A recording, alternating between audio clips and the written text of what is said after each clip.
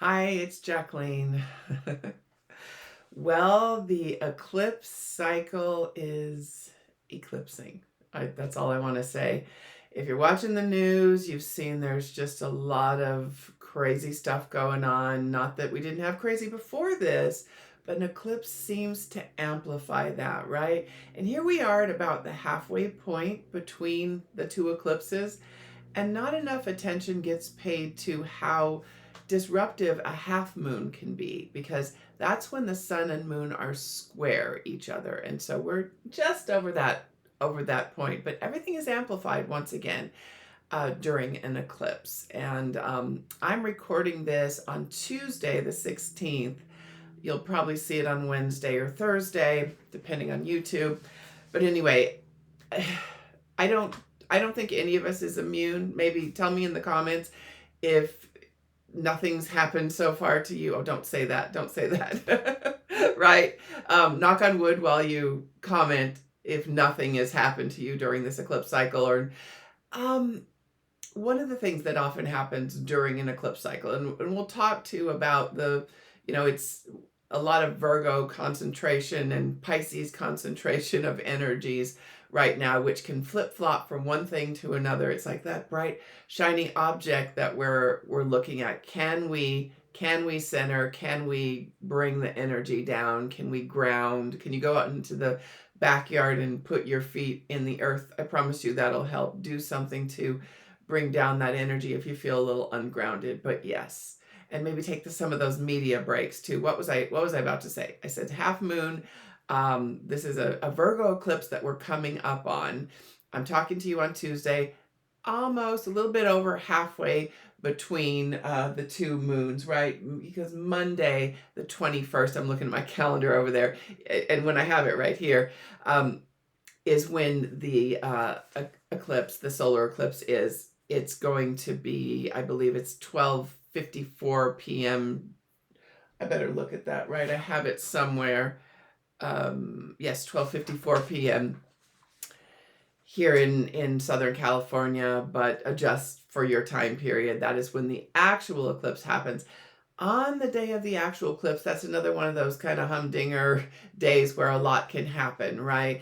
This one is going to be pretty intense because I talked before about this, but it's that 29th or very last degree of Virgo. It's the seriousness of it. It's what my mentor, astrologer, Carolyn Precourt, called the degree of tears. And there's another reason why there may be tears on or around the September 21st solar eclipse, is that we've got Saturn and the sun and moon in pretty much direct opposition. So Saturn is there, and Saturn's next to Neptune too. So we can flip-flop, oddly enough, between crazy optimism and doomsday pessimism. Okay, so just know that if you feel depressed around this time or that time closer to the eclipse, realize that you're not alone. Number one, you probably have something like a fork in your own chart, like this chart of the eclipse has stuck a fork in the spokes of your own chart, and it really does look like a wheel, a bicycle wheel, right? So if you can imagine a difficult angle being like a fork in the spokes, right? Quite a few of those, by the way. I mean, we've got a very interactive chart for this eclipse that happens on the 21st, but quite a few little forks in the spokes of this chart. So just know that. But what I want to say is all's well that ends well. If you're going through difficult times around this eclipse, basically anything, that's what I was going to start to say here before I got off on a tangent.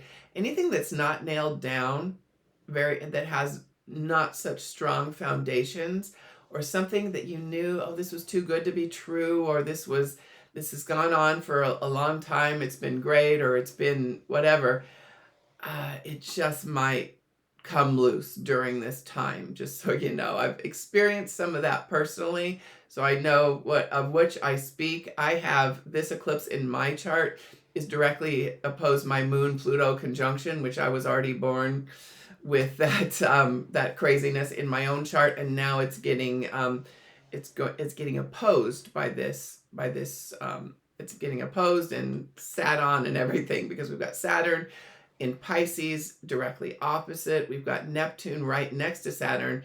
It's in Aries, Neptune at 0 degrees Aries, and another very strong degree, right? And we've talked about that whole imposter syndrome thing. If people are feeling imposter syndrome, take a deep breath and look at some of the people in very strong leadership positions right now and kind of disabuse yourself of any imposter syndrome. We've got podcasters running the country, basically. We've got, people in the FBI and other departments that really aren't qualified for their jobs. So, not to get political, but there's a lot of political stuff out there happening. There's whichever direction you look at, I urge you to look at how unity can be created out of recent events, right? How you can build a bridge rather than a wall out of the recent events that have happened, because it has been, there's been violence, there's been tremendous violence.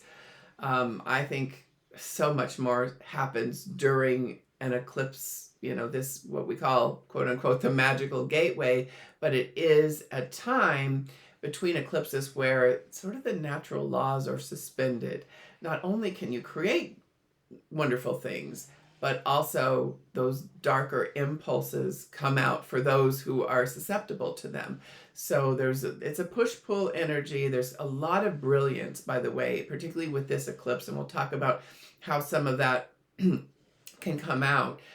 But yeah, the other side of the coin is that violence, that extremism. I did talk about the decultification. And basically what that means is people that are kind of believing a lie, or had believed a lie, or have been kind of sucked into groupthink, whether it be within their organization, within their workplace, whatever it may be, within a relationship, or the larger political system, whatever that is, you're going to see a little bit of breakage around that if you haven't already. So just know that, well, that's happening with the larger planets, the external or heavy hitters, I call them, but slower moving planets like Pluto. The US just had its Pluto return last year, right? That's 248 years. It was our first Pluto return, because that's how long the country's been around, right? But countries sometimes really go through a transformation around that Pluto return. So just know that we've got a lot of Pluto energy about during this solar eclipse too. A lot of forces sort of fighting for their lives, some of them rightfully so. So you'll see that. You'll see people that believe this way coming a little bit more to maybe some common ground with others. You'll see where there have been rifts, maybe in your own family or friends or whatever, a little bit of moving together. Be charitable toward the person that's been in the grips of some difficult thoughts, or, religious stuff as well is coming up to be looked at. So it's like, how do we experience our spirituality? That is a Pisces question, and we've got Saturn there in Pisces. That's not going to let us get away from that. We've got the North Node in Pisces. So it's like, what is the true, what is my true spirituality? How do I want to define it? Or do I say it's this? Do I say it's that? Or can I agree with people who say it's this when I say it's that? Are we describing the same thing? Maybe, So thinking along those lines, really good. The personal planets are the ones that are having, sorry about that, moving of the, okay, the personal planets are the ones that are having a little bit more difficulty, where we've had ego identification with a certain thing, right? So notice where you get keyed up, or where you feel offended, where, people are able to push your buttons. That is what you want to work on. For everyone, we all have eclipse lessons. There's no one that gets away scot-free. Maybe that first eclipse, you sailed through it. Or maybe that first eclipse was particularly gnarly, and this next one will be a little bit better. I'm anticipating that this one will be a little harder for me, just because of where my moon and Pluto are. And so I'm just kind of making a point to be extra grounded, and to know, know when I need to kind of pull back from a situation, right? Virgo is all about discernment. Pisces is all about when we can get a little bit extreme or in our opinions or in our ideology, right? And on the other side of Pisces is that unconditional love. And if we can interact with each other from that place of unconditional love, from that spirituality, from that we're all the same energy, which the outer planets are telling us, right? The outer planets are still in that nice harmony, and they're wanting us to be in that harmony, but we're getting Mars is a particular troublemaker in this chart, as it often is, right? Mars Pluto, so that's often the David and Goliath energy, the individual versus the boss, the individual versus the system, the bigger kind of, whatever it may be there. So pushing against something is maybe not what we want to do right now. Maybe it is, but do it strategically, right? Because again, Virgo, we're in Virgo season right now. The sun is in Virgo. We started this, well, before the eclipse cycle, we had that new moon at 0 degrees Virgo, and now we're coming full circle. So you might want to think back to that new moon about a month ago, a month from, I don't, I'm not having well, I think I do have the exact date here. Oh, no, I don't. It was a month ago. It was a month from the 21st when we had that new moon. What's happened within that month? What have you achieved that you wanted to achieve? Were you able to do things in a systematic, one foot in front of the other kind of way? Because that's what Virgo wants us to do, and that's how Virgo works best. You do one task, maybe you take a little break, then you do another task, and you don't overload yourself. Doing things like cleaning, clearing. If you're hearing this before the eclipse, do a little bit more of that. Get things, clear your runway, because this solar eclipse is going to bring a lot of power to move us forward, particularly if we have prepared. Again, the Boy Scout motto is also Virgo's motto, right? Be prepared. So if you're prepared, you can achieve pretty much anything that you set your mind to, as long as you've done your due diligence, done your research, whatever needed to be done, cleared the path, and then kind of get out of your own way, right? Because I'm getting the words.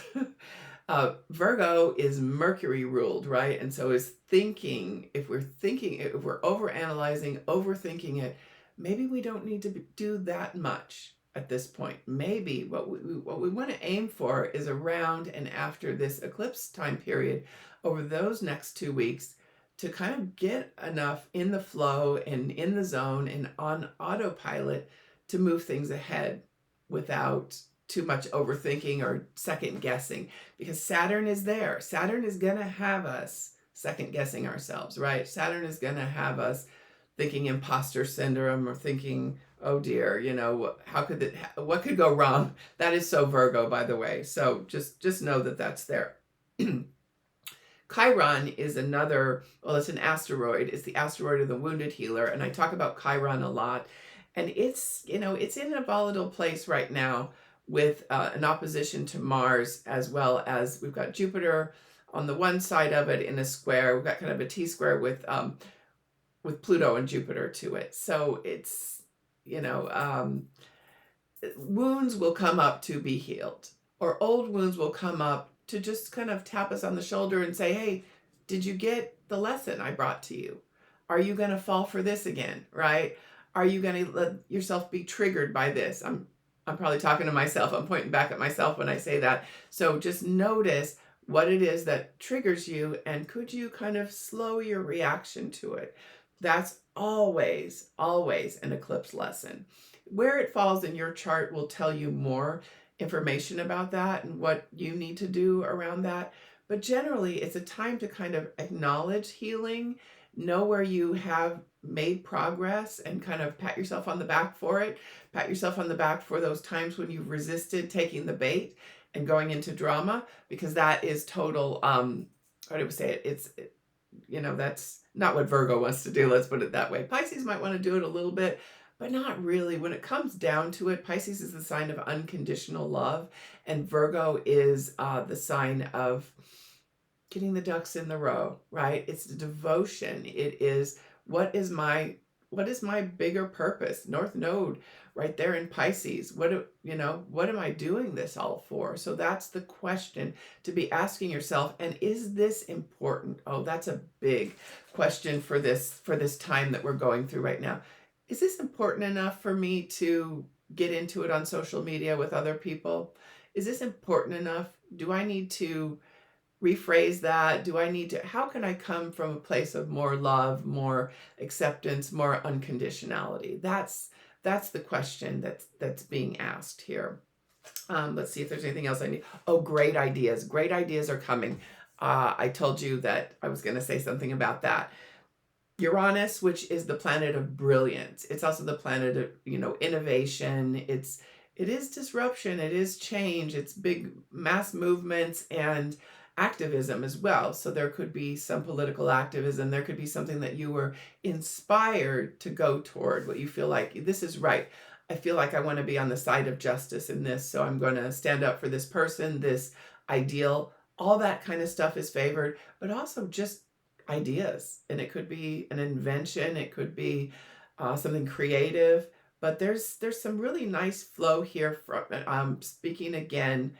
Well, it's we like Neptune, but there's Saturn there too. So you want to kind of, and then the North Node is there too. So it's nice. It's like everything is kind of in a good position to give us those great ideas, right? The Sun and Moon are in really nice aspect to Uranus. It's probably the most aspected planet, if I can, maybe Pluto a little bit too. So we're actually getting a lot of big things happening because the outer planets are very well aspected here. Mostly positively. The things that are kind of acting on them are little things, are things like the individual pushing up against the whatever it may be, a single act of violence or the kind of lone wolf terrorism or those kind of things. Unfortunately, that's going to be on the radar for a little bit longer. I mentioned in another podcast that there could also be some natural disaster type stuff happening around this because it's just such a strong earth. Here I am in an earthquake zone, so I'm hoping that's not what it is, or but I do feel there's a few little, anything that could shake loose might shake loose. Let's just put it that way.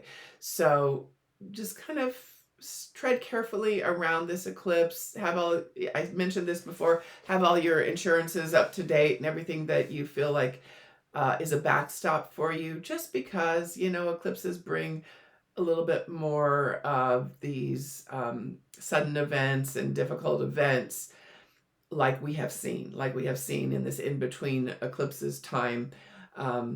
And this one we're coming up on, usually I think the lunar eclipse is the harder hitting one, but I'm not so sure, just because of that 29th degree and that Saturn opposition that is happening with this sun moon thing. And so there can be some tough events. I want you to just, I want to say, if it's a just law, obey it, right? If it's a parking or traffic law, obey it, okay? If it is something that you feel, okay, I need to do this correctly, do this correctly, right? So it does want, because Saturn is often the law and legal consequences, things like that. So, had a few drinks, don't drive.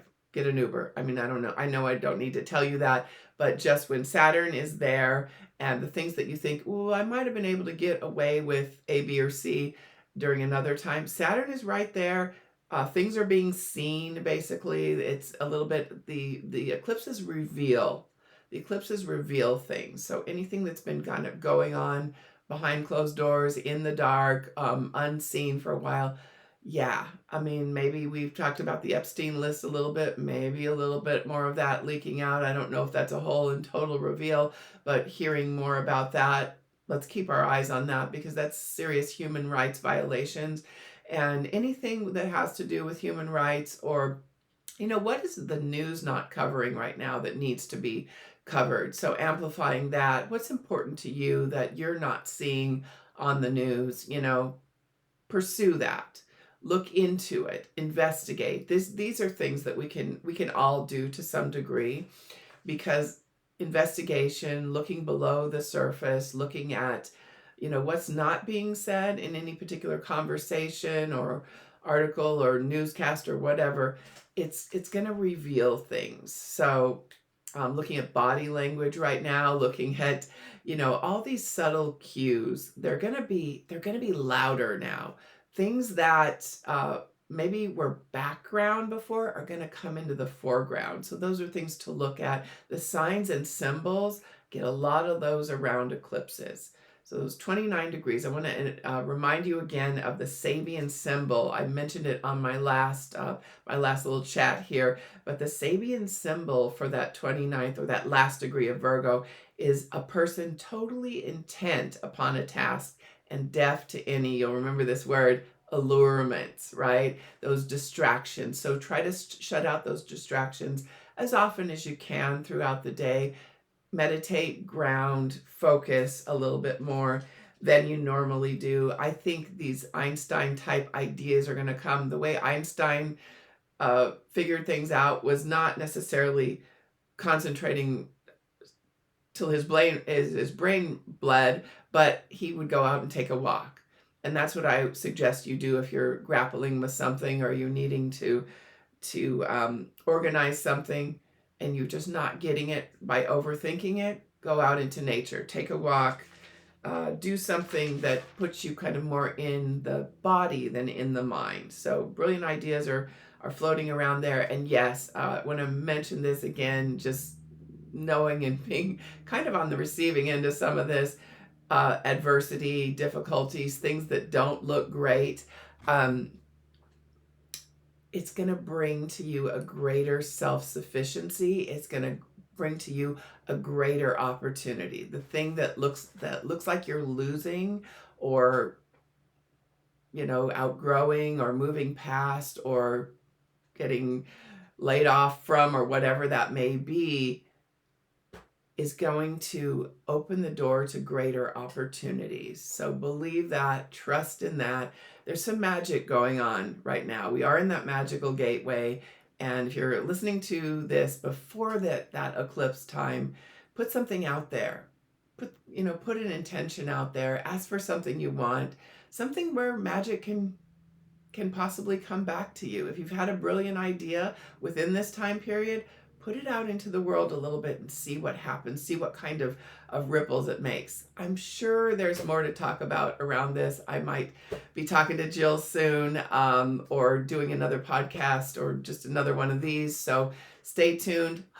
I'm saying it. I remember to say it, like and subscribe, that magical incantation. So if you don't want to miss these videos, like and subscribe. I hope you have a wonderful eclipse. Oh, by the way, the thing I didn't mention was that we're also having the equinox, the autumnal equinox, the day after the eclipse. So that's a wonderful time. The double whammy of those between those two times, and all the, what the equinox is? It's just the sun moves into Libra. That's all it is.